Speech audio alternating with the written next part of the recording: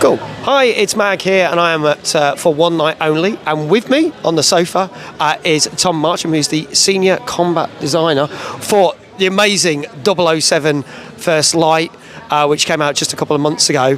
Firstly, congratulations on such an amazing game. Oh, thank you so much. Yeah, the reception's been amazing. It's better than we expected. It's like this absolutely overwhelming outpour of love, and even here at the event, people keep coming up, and it's so great. It feels great to have worked on it and get to have this moment after working on it for years and years and years to actually get it's out there and people love it. It's awesome. I think this is the thing. I've been very hyped for this game for a long time, and I had a whole list of games I was most excited for the year, and this was like my number one game. And when it came out, everything about it just hit all the right notes. I think the whole element that IO added their kind of own spin on it, and obviously I know there's some influences from the Hitman stuff you can see that's there, but obviously it adds a lot more into it, and I think this is what makes it so unique. What's it like to work with such an iconic property like James Bond? I mean, it's amazing. I remember the first time I got told I was working on it, one of the first things I did was told my dad and my nan. Nice. And there's almost no game in the world you can work on and tell your nan about, and she knows what you're working on.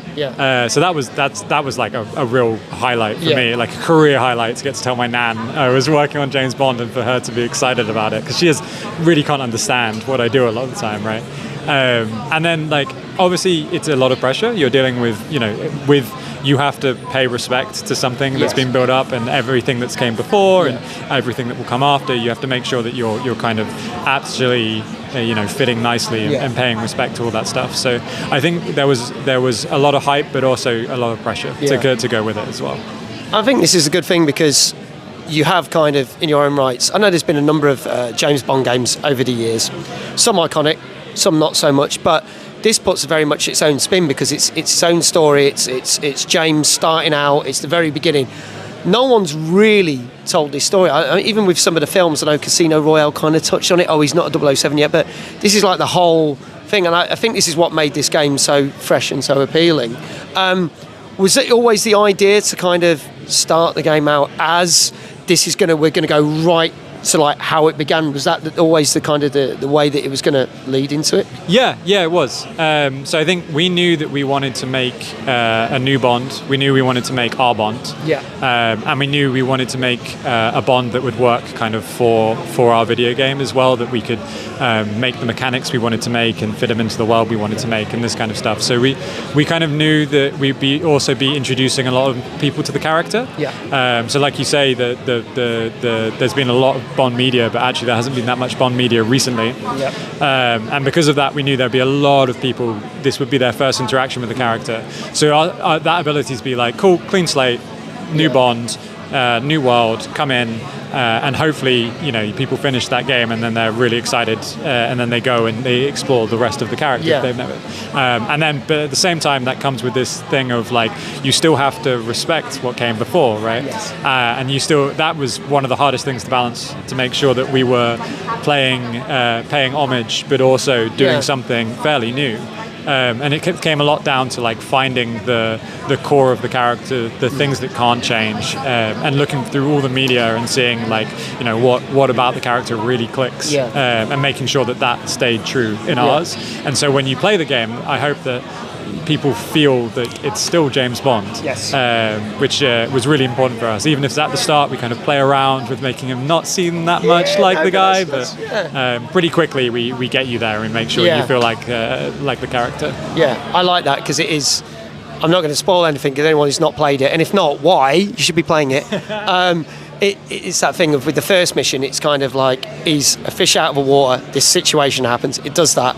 But what I really liked was the bit that came next, which is the whole training section. And probably people have chewed your ear off about this all the time, but it's not your typical tutorial. No. It takes you through a number of things, obviously driving, the way you're going to move the character, the way you use items, obviously the combat, which we'll come into in a minute. But it does it short, sharp bursts. So you're learning stuff as you go, but it's seamless. And I was just like, That was amazing. I just loved how that was put together, because so many games these days, like, you start the game, now we're going to tell you how to look around, how to walk, and it was like, no, we're going to throw you in the first mission, give you the basics, now we're going to chuck all this other stuff at you, and then it's for you to use what you want to, how you want to do it throughout the rest of the game. I just thought that was so well done without it making it feel like a tutorial. What I mean, especially for the combat bits, because obviously you jump from one bit you're racing around a track trying to get the fastest lap time, and then you're straight into like a wrestling match or a fight with one of your other colleagues. Like, what was the thinking behind, like, we've got to do this as short, sharp bursts, and how the fact that it was so fluid as well, it didn't feel like stop-start. How did that come out? Because that must be quite tricky to make that piece all those different elements together. It was unbelievably difficult. Right, okay. It took years and huge amounts of effort, and a lot of different learnings, and we had to try a bunch of different things. I think I saw a first version of it many years ago, when it was all just grey boxes. Right. Okay. Yeah. And even then, it was cool. Okay. You know what I mean? Like, we saw it and we're like, oh, we have something here. Yeah. And then once that moment happens, you know you're going to make it, and you know at that point you're doing it. So there was this commitment from the studio of like, we're doing this. Other than the combat system, I didn't actually kind of work on the montage part directly. I talked to some people and that kind of stuff. Yeah. But I know the people working on it, they worked so hard. They did such impressive work on it, and there was so many like little gotchas about rendering and moving a camera quickly, what needed to be loaded, what couldn't be loaded. So there was a huge technical challenge to it. But I think because the prototype of it was so cool, we knew we had to do it. We knew it had to come through. And it came more from, rather than a want to kind of do a tutorial quickly, it came from a want to do a kind of movie style thing. Yeah, right? A montage. Yeah, kind of, exactly. So it came from that, like, it came from looking at the films and being like, this is a game that's incredibly influenced by cinema. So we want to bring in that cinematic element and do something new. So we really went for it and kind of put it in, and it's been amazing that people have received it so well. Because it is, like I say, it's a tutorial. Very rare do you hear good things about the tutorial. I know, but and there was also it's interesting you mentioned the first mission, because there was an effort to make sure that the first mission wasn't a tutorial. Yes. That there's so many mechanics in the game that had we started by just teaching you all the mechanics, it wouldn't have matched the IP, which is famous for its its cold opens are amazing, always in one. So we knew we didn't want to kind of drag you down into learning every mechanic right at the start of the game. So that was a very deliberate decision by some of our directors to make sure that happens, that you got this kind of experience. Then we kind of we backload the tutorial slightly, and then IO's kind of way of doing things is to give you the toolkit and let you figure it out a bit. In Hitman we do a similar thing. We kind of give you the mechanics and let you figure it out, and we're totally okay if you don't learn some of them until later. A lot of people told me they didn't play the Taksim missions, and so they missed out on a lot of the advanced combat mechanics. But that's fine. Those things are there if you want them, but if you're fine with what you've got, you don't need to interact with them at all. And that's kind of part of IO's game design philosophy is like, there's more there than you'll probably use, but that means you can replay it and you can try all kinds of different things. I think that's very important, especially for replayability. Obviously, the Hitman games are well known for, you play a mission, you do it one way, but then you could do it another way, multiple ways, and so on, and then more things add up, and then they add more content to it, so then you'll go back to it 6, 8, 12 months later and try another route.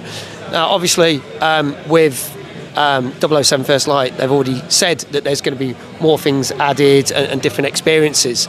So is that the kind of way IO want to have this game? Is this game that's going to last for many, many years with lots of stuff? Is that kind of the roadmap that they intend to do? I mean, we hope so. I mean, we're making a bunch of stuff this year, and we're putting that out, and I think we plan to make more cool stuff after that. There's no reason not to, right? If players keep playing it, we'll keep making cool stuff. And I think the stuff we get to do now, we're getting to do lots of cool stuff in Taksim, and we're doing a lot of kind of different stuff, a lot of stuff that we maybe couldn't do for the campaign for various reasons, we can do now. So it's also a fun space for us to play around in now, and also it's like now we can look at what players are playing and what they want more of. Yes. And then we can make more of that, which is awesome for us. Yeah. It's worked out well for Hitman, and hopefully it will work out well for this as well. So there's 4 types of elements that come to with combat. Obviously, you've got your hand-to-hand combat, you've got your stealth elements that obviously have combat in as well, the firearms, different kind of firearms, and then obviously some of the gadgets. Yep. So what did you kind of start with first? Was there like a ground specific, you go, we start with this, and then when you got to the different levels, did you then incorporate other aspects, because obviously that's what that level needed for that? How does it kind of work out? So we make kind of a combat tool set. Yeah. So that works in not any level, but in a lot of different spaces. Yeah. So that's the thing we developed first, is make sure that like we can go into a test room and we can fire a gun, it's fun. We can punch someone, it's fun. And then as we're developing the levels, we're also still developing the combat system. Nice. So they kind of, that's not always the case. Like if you're making a sequel, they don't always do that. Yeah. But we were making the combat system at the same time we were making the levels, so they influence each other. Yeah. And then once the combat system is a bit more stable, kind of the base, it works in different environment, we then start to tune certain parts of it for the special environments. Okay. And then we bring in the gadgets. The gadgets came in quite late. In terms of into the combat system. Yeah. So then we look at like how can we make use of these things. Some of the gadgets, like the missile pen, for example, obviously designed for combat. Yeah. The others, maybe they're a bit more leaning towards stealth and that kind of thing. So we have to work out how we're going to integrate them and make them interesting. So like the dart is more of a stealth gadget, but we still have a use for it in combat. Yeah. And then like the smoke bomb works really nicely for both, right? Like so these elements we kind of play with and work out. That was slightly later in development. And then in each level we'll go through and we'll kind of work out if it needs anything new or anything bespoke for that level. And then we'll also tune like how the NPCs are stood, how they behave, if they need any. We have a kind of systemic AI that will run in any space. Yeah. So the NPCs will kind of behave with logic if you put them in a space, but we can customize it if we want them to do something specific. Yeah. So we do that in certain sections like the airstrip and stuff like that. You'll see that we've made some custom logic to make sure that they kind of stand in the best places, do the cool things, kick open the door at the right time, this kind of stuff. So that stuff's done later, once we have this kind of base system that we're playing with and it's fun and it's rewarding, and then we kind of build on top of that, and then finally we'll make anything super bespoke, like the sequence where there's a sequence where Bond has his hands tied and there's a whole section around that, and that obviously requires a lot of bespoke stuff just for that moment. That is obviously something we build on top of, and that comes quite later on in development. And with the guns, obviously, you get some iconic guns that have been seen in numerous Bond films, but then obviously other weapons that, I guess are a specific thing. What kind of research do you do into the guns and weapons and how they react? Because, again, it does feel, from a handgun to a machine gun, it's going to be very different. How much research goes into all that to make that feel realistic? Yeah, I mean, so we actually have military advisors and things like that come in and talk to us. We, the audio team went and recorded those guns in the middle of nowhere in Sweden. So they were firing them off into the snow to make sure they had big long tails and all the audio effects. So we spend a lot of time on that, and then we also look at kind of all the movies, all the franchise, see if there's anything we want to reference, and loop that stuff in. But then it also just comes from like a gameplay need of like you want a good arsenal of different stuff. We knew that we were going to be mostly modern military with a slight heavy leaning towards pistols, because that just seemed what James Bond would use. That seems like what would be in the world. So that's what we kind of brought in, and then it's just making those things feel good, which is like a lot of iteration and lots of playing with the values and this kind of thing. And I've done that on previous projects before. I've made guns quite a lot, so it's a lot of time like tuning the screen shake and turning the recoil up by 1 degree and making sure the pattern's correct and this kind of stuff. So there's a lot of like fine tuning that goes into making those things feel good once you've selected your arsenal. Now that the game's been out for a couple of months, what's kind of it's selling very well. I think at the moment it's like the second best selling game of the year, I believe, that's come out this year. Good to hear. So it's doing fantastically. Well, now you look back on it, and I know you've got more stuff to come, and I'm guessing something's going to get unveiled tonight at the show. I'm guessing, I don't know. I'm not going to pressure you to try and hint at anything, because I'll get you into trouble, and I'll be in trouble as well for this, and they'll never invite me back. But kind of when you look back at the game now, like what was the one bit standout moment that you really like, and you go, I did that, or you and Ed did that? That sequence I was saying about with the hands tied behind the back, that was me and a guy called David, a level designer, and we fairly late in development we put that sequence together. Obviously, Environment Art came in and made it beautiful, and a tech designer called Sal helped us with all the set pieces and explosions and this kind of stuff. But that was a real sat down together. How are we going to do this? Every day messaging each other, like, can we make this cooler? Can we make this better? How do we make this work? Do we have the right audio for this? Can we get a new recording of this line and this kind of stuff? So that was amazing to be at that level. And there was a lot of trust shown where they were like, cool. It was a point. It wasn't as far along as some other sections. And they were like, "Can you fix this?" And we were like, "Yes." And we just really, really put our hearts into it. And then it got a lot of good feedback. So it was. It's a small, very brief section, but it has a special place in my heart. That's amazing. Now, ironically, we are in a nightclub environment, which obviously is one of the levels. Wasn't based on this nightclub, just say, but it kind of. This does look a little like the Berlin nightclub. It does, doesn't it? No, it does. It's kind of cool. It's got that element to it. But obviously, you're here for one night only, as it were.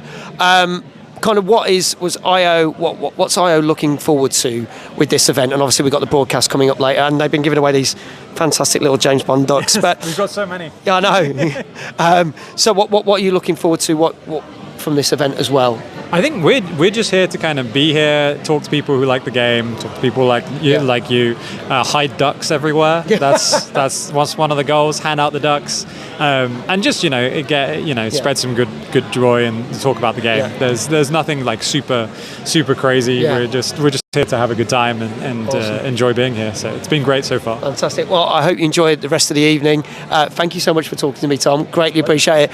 Congratulations to you and all the team from IO for such a fantastic game.